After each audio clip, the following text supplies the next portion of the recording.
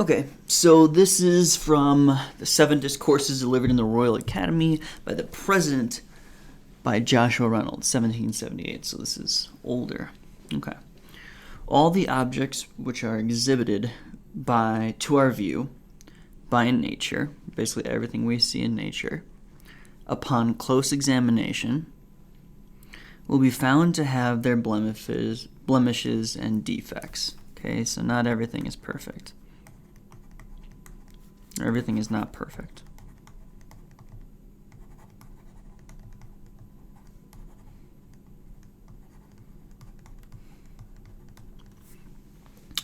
The most beautiful forms have something about them like weakness, minuteness, or imperfection. So even the most beautiful things.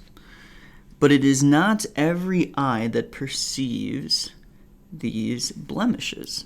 But it is not every eye that perceives these blemishes. So not every eye perceives these blemishes. It must be an eye long used to the contemplation and comparison of these forms. So once you're familiar with something, you can spot the blemishes in it.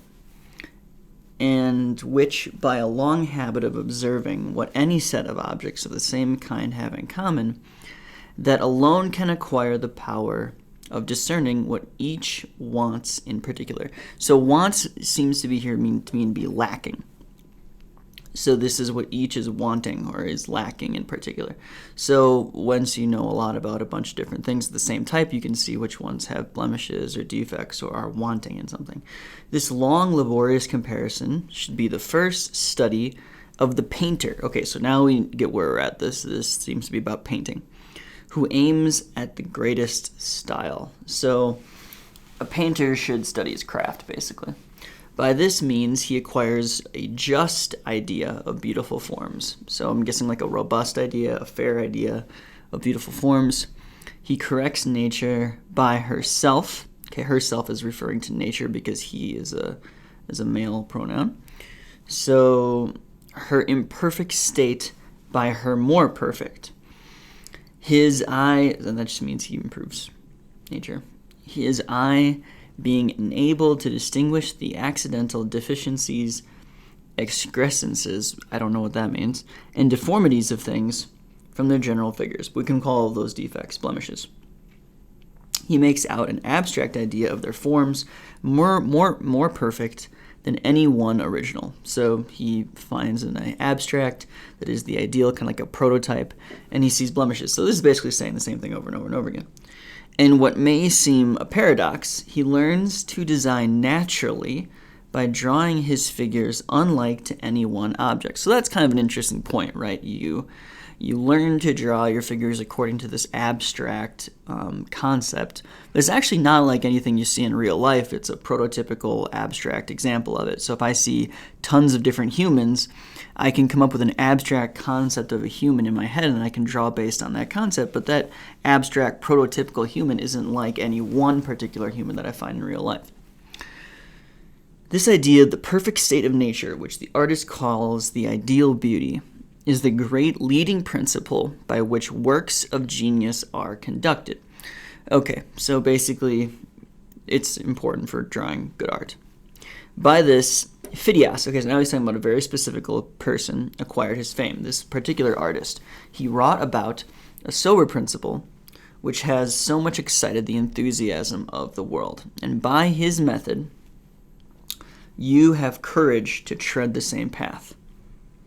You who have courage to tread the same path may acquire equal reputation. So basically it's saying everything has defects. Those who study these defects, or not study these defects, who study objects enough can identify these, can see these defects. So that's one point. And then they create this ideal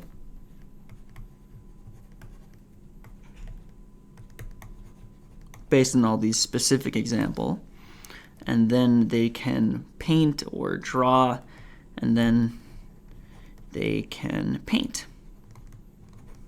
to this ideal. Okay, so that makes sense. And then he brings up an example.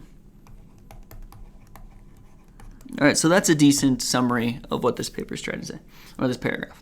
So the main argument of the passage is a painter can never do better than images in nature. That is not what it's saying. It's actually saying that you come up with a perfect ideal that is more perfect than what you see in nature. A painter can learn nothing through study. That is not what they're saying. They're saying that you learn things through study, so that's not correct. A painter must always draw the imperfections of nature. Again, not what it's saying. It's saying that you draw the perfect, not the imperfect. A painter is born with a natural ability to draw images in nature. I don't think that's what it's saying. I think that it comes around through work, and I think that's important. A painter can perfect the blemishes of nature in his own work through careful study. That seems to be correct. This seems to be the right answer. All right, so now let's come up with a different one.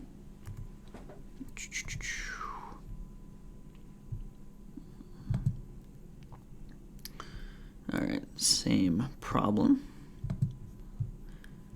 And let's just look at it like this. So the author believes that painters are able to improve their abilities with study. That is correct. Born with natural gifts that cannot be improved. That is not correct, because they think that you can improve your ability to see ideals. Hopelessly out of touch with natural beauty. No, they're not saying that. They're saying that humans can, and painters can get in touch with natural beauty. Unable to replicate what is found in nature. They're not saying that. They're saying they're able to not only replicate what's found in nature, but actually improve upon it. Always produce images that are superior to images from nature. Again, that's too strong. Always produce is not the case. But what they're saying is some painters, by careful study, are able to improve the images from nature. So I believe that the first answer is the correct one. This one right here. The phrase, the greatest leading principle, refers to. Okay, so now we need to figure out where that is in the paragraph. And now it's, let's check. I couldn't find it. Usually I can find them a lot quicker than this, but.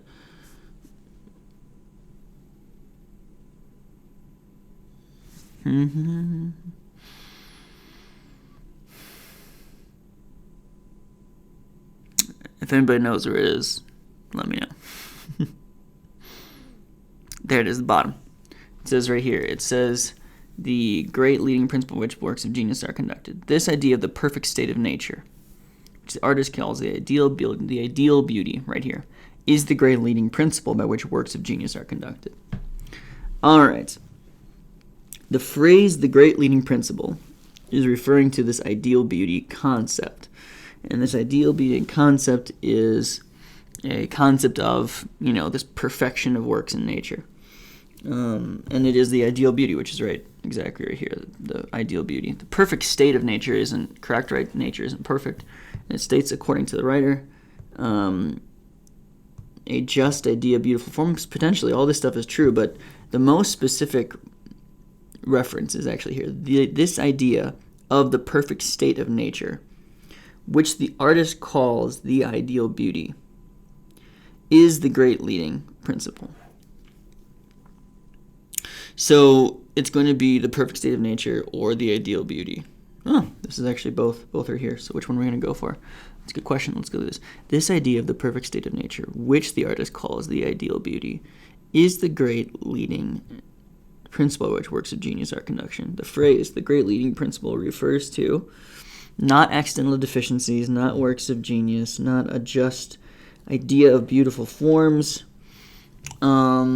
It's either the ideal beauty or it is the perfect state of nature. And I'm going to go with the perfect state of nature. Now, the reason why I'm going to do that is because there's two options, the ideal beauty or the perfect state of nature. But this phrase over here where it says which the artist calls the ideal beauty is actually a one-off in the sentence. It's not part of the main sentence.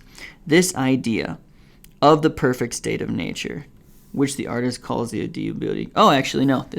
This idea, so there's an idea, and this right here is actually a description of that idea, of the perfect state of nature, and which the artist calls the ideal beauty, is the great leading principle. So it's an idea. It's called the ideal beauty. So I think ideal beauty is actually the right answer, because it's an idea. Of the perfect state of nature is actually a descriptor of the idea. So it's actually not what it is referring to.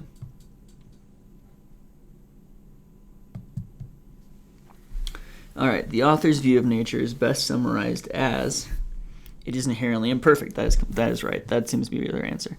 It is a threat to humanity. It has a beauty that cannot be represented by human art. That's not true. It thinks it can. It is a threat to humanity. It doesn't say that either. That's ridiculous. It is unable to be studied by humans. That's not true either. This is all about studying it by humans. It cannot be improved by humanity. That's not true either. They believe definitely in it being improved by humanity. So the answer is going to be right here. It is inherent. Okay. The word discerning in this passage. So right here. I found that one much quicker. The alone can acquire the power of discerning what each wants in particular. And when it says what each wants in particular, means identifying what is lacking. Means understanding an object, ignoring, solving imperfections, creating beauty, judging art. Okay, so this is an interesting one, a little bit harder. Definitely not ignoring, right? Can acquire the power of identifying. Discerning means to identify what each wants, right? So we're kind of looking to understand an object, but we're doing more than that. We're trying to find out what the issues are. We're not ignoring the issues. We're not necessarily solving the imperfections.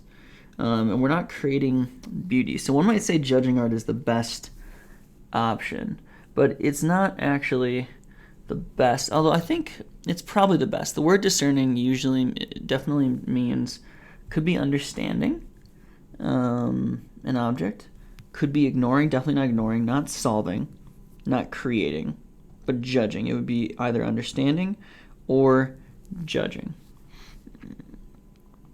It is not the very eye which alone habit of observing any side of the same in common, that alone can acquire the power of discerning what each wants in particular. I think judging, and not judging art, because an art is actually, this is talking about an object. This is talking about an object in nature, not the art itself. So not creating beauty, not judging, not solving it, potentially solving imperfections, but you're not solving it, you're discerning. So I would say understanding an object is probably the best option. The second one is probably solving imperfections. In fact, now that I say that, I'm guessing solving imperfections might get the better one. But it is, it might be creating, it's either going to be solving imperfections or understanding an object.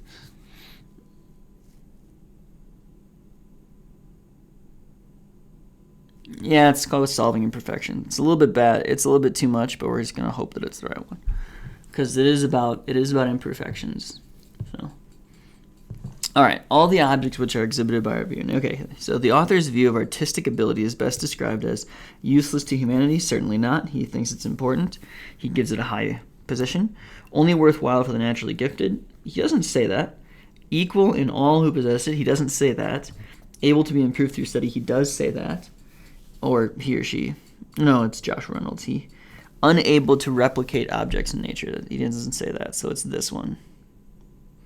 And the author does not view imperfections in nature as normal. He does do that. Confounding, no. Minuscule, abhorrent. He doesn't think they're abhorrent. The author does not. He does see them as normal. He might see them as confounding. He might see them as minuscule. He does see them as pervasive. He might see them as minuscule. I don't think he sees them as abhorrent.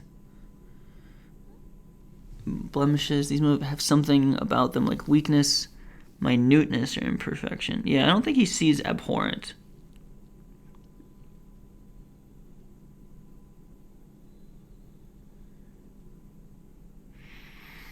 And I don't think he sees them as confounding either. Accidental deficiencies, excrescences, and deformities of things in their general figures. He makes an abstract idea of their forms more perfect than anyone original. So, abhorrent is very strong. Let's go with abhorrent. It's too strong. The author would agree with the statement that artists can never understand the forms of nature. That's not true. He thinks they can. Artists should only paint abstract forms. That's not true. He just says that's something you can do that creates genius. Nature is horribly corrupted. Again, he does not agree with that. Nature is always perfectly beautiful. It doesn't. All artists can perfect the forms of nature. The author would agree with the statement that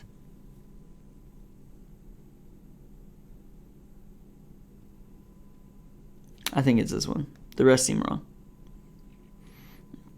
The author would not agree with the statement that nature is inherently flawed. No, he would agree with that.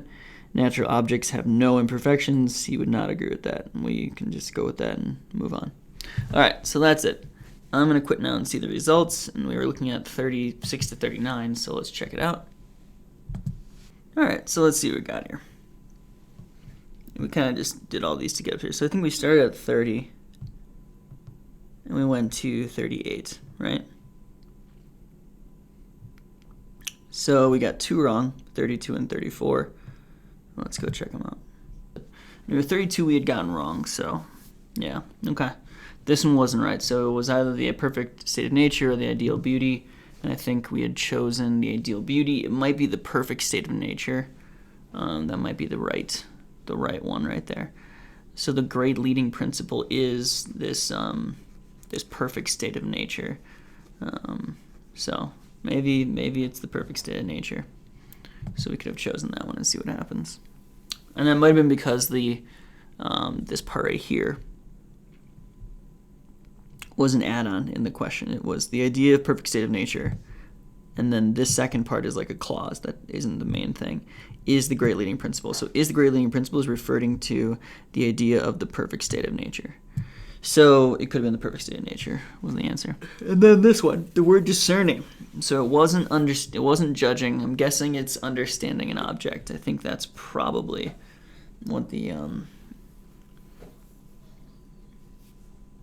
So we had said solving problem imperfections, and I'm guessing understanding an object or judging art. But it wouldn't be art because it's nature. It wouldn't be ignoring issues. It wouldn't be creating beauty. I'm guessing it would be understanding an object. So that's 34. Okay, and that's the only one we got wrong. Everything else we got right. So let's just quit now and see results. Yep, 32 and 34 we got right this time. Okay, so those are the answers.